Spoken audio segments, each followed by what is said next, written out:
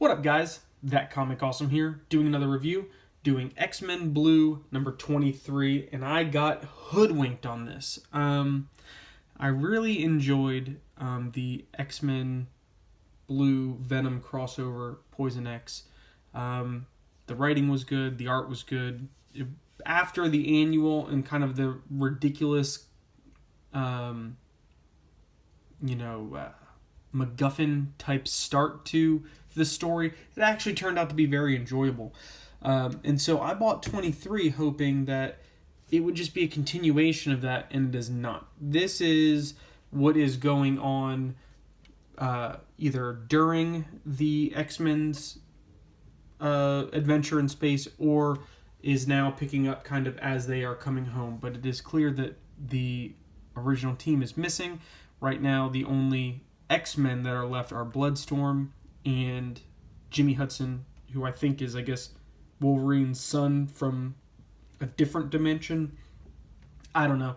The X-Men Blue storyline confuses me. I think that's my main problem. That's probably my biggest gripe with this. Reading this book, there is a lot going on. And I would venture to say too much going on for a new reader to pick this up and go, I enjoyed this story. It has at least probably four different plots happening, and they're all kind of intertwined, which can make for a really engaging story if you know what's going on. And I think Marvel has a big problem with kind of catching the reader up in book, so that way you're not feeling completely lost, usually fixed with some dialogue or some convenient,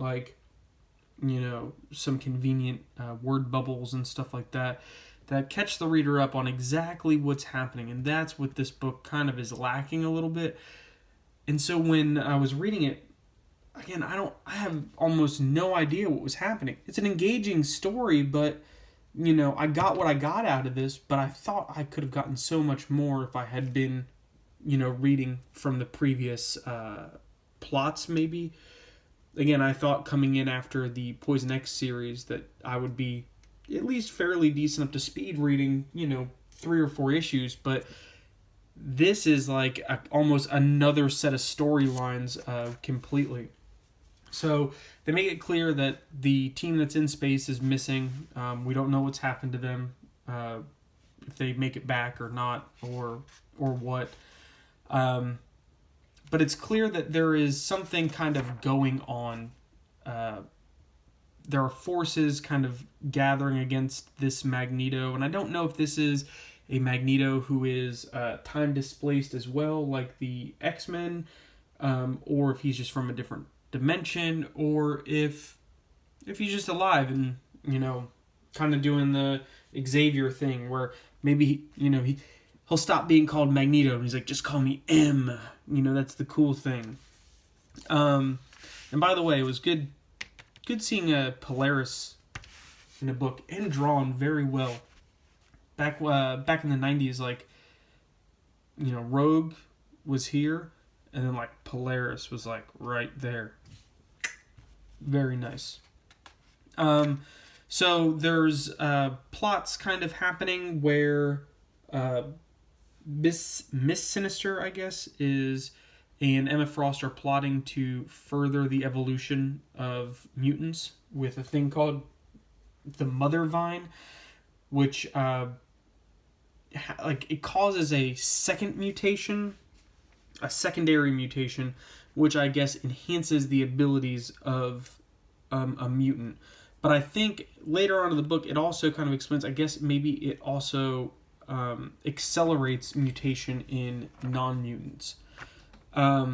These ninjas that come sneaking into the mansion tell Magneto that they encountered some Hellfire members, so he decides to go visit the Hellfire Club. Meanwhile, in Columbia, again, so many moving parts.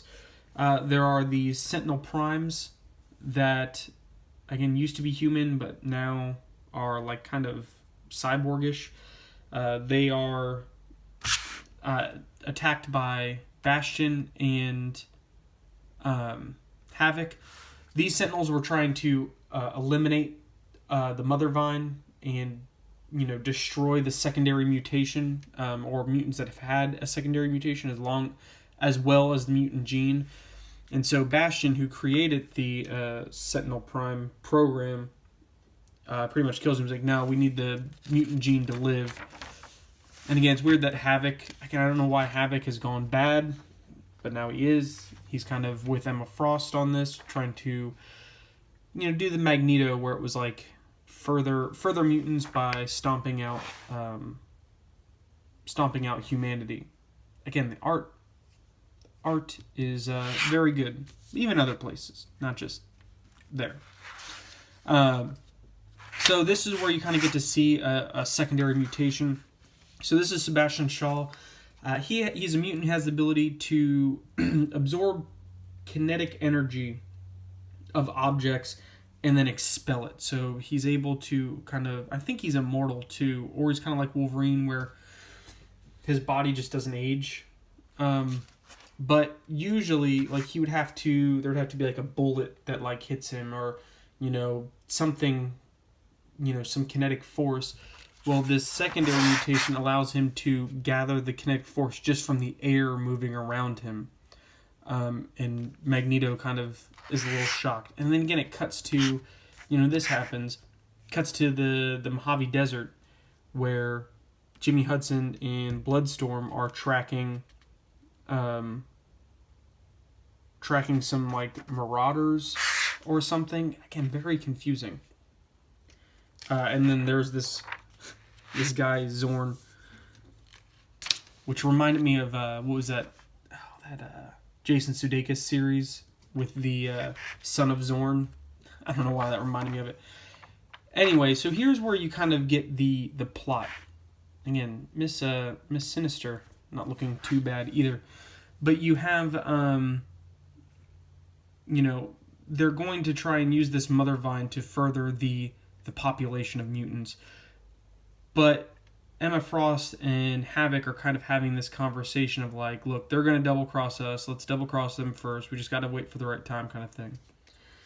I kind of like that. Again, a decent book, but I didn't get it. Like, and actually, so they go to explain Havoc, and I want it right here. This is that editor's note that I, right before I forgot. This is the editor's note that I was talking about. So you had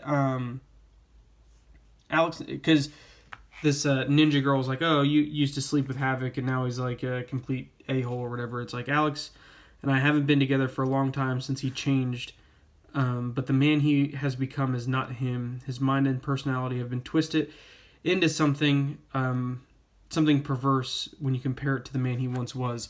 And then all you get is C-Axis.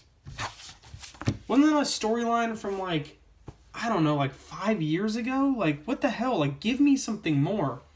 But yeah, like, X-Men Blue, not as bad as everyone says. But still, it's a little confusing. Hit me up in the subs, watch some more videos. Let me know what you guys think down in the comments, and I'll see you next time.